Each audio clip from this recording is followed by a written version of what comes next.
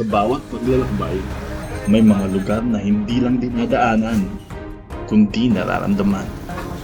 Ito ang biyaheng Hagonoy, isang paglalakbay na hindi lamang tungkol sa destinasyon, kundi sa mga kwento, lasa, at buhay na bumubuo sa isang komunidad.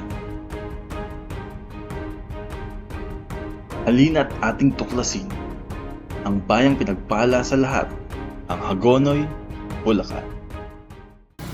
Dambana ni Apo Ana at Museo ng Hagonoy, una nating pinuntahan.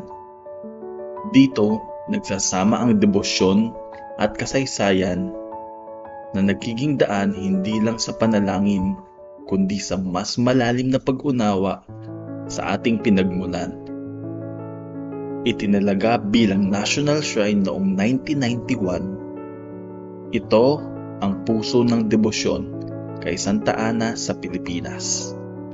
Tahimik ngunit makapangyarihan, nagsisilbi itong gabay sa bawat hakbang ng komunidad.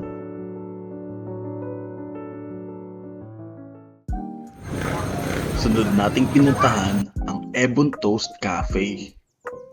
Ang kanilang dark chocolate truffles ay velvety at tunay na mapapa-one more ka sa bawat kagat. Isa ito sa dahilan upang dayuin ang Hagonoy. Hindi lang ito dessert, kundi patunay ng creativity at craftsmanship ng lokal na cafe scene na patuloy na nagpapasarap sa turismo ng bayan ng Hagonoy. At syempre, hindi rin papahuli ang best-selling nilang egg drop sandwiches. Super fluffy at loaded, tamang-tama para sa buong araw na food crawl. Meron din silang pasta, ramen, rice meals din na suwak sa kahit anong craving. Kaya ideal spot ito sa bonding at chikahan ng barkada o pamilya. Welcome to Ebon Toast! Tara na at tikman ang mga flavors na hinahain dito sa Ebon Toast Cafe. Ayun, sinakal na.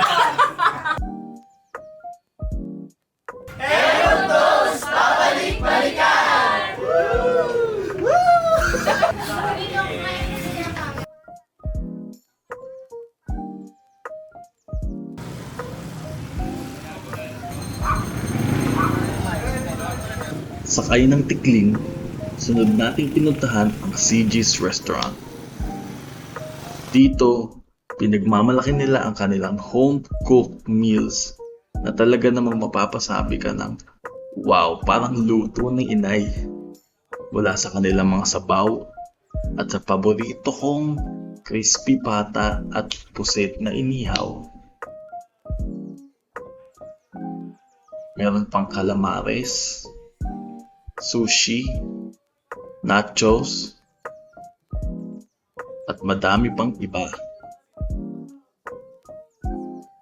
Hindi nga kami magkandamayaw sa pagkuha ng pictures at videos. Sobrang sarap kasi lahat. At syempre, hindi rin papatalo ang kanilang mga inumin. Madaming pamimilian. Nabisitahin ang CG's pagpunta sa bayan ng Hagonoy.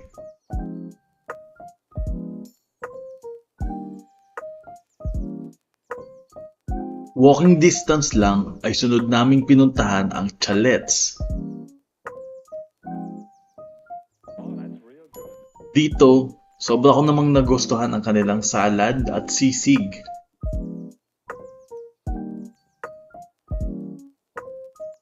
Ayan o, pinipicture na naman namin. The best din yung halo-halo nila. Saktong-sakto para sa summer.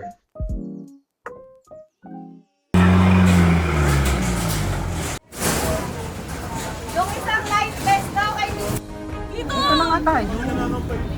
Usog pa. Dito pa sa kabila. Sa lahat ng pupuntahan namin ngayong araw, dito ako pinaka na-excite.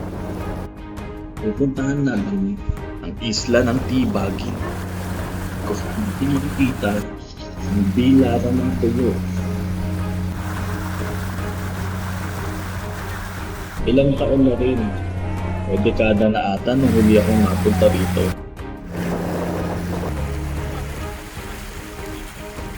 Tulad ng dati, kailangang sumakay ng bangka upang mapuntahan ng isla. Mahigit 40 minuto hanggang 1 oras ang biyahe. Mainit, ngunit napakaganda ng tanawin. Marami nang pinagbago. Ang dami ng mga establishmento o kabahayan na ngayon ko lang makita.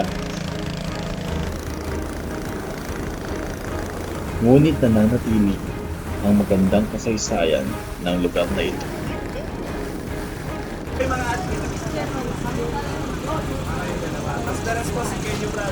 Sa pagbisita natin sa Bilatan ng Tuyo, dito sa Isla Tibagin, mas naunawaan natin ang kultura at kabuhayan ng mga pamilyang umaasa sa dagat. Dito, ang pagpapatuyo ng isda ay hindi lang trabaho. Isa itong tradisyong minana, paraan ng pamumuhay, at puso ng komunidad. At kaalamang ipinasa mula sa mga ninuno.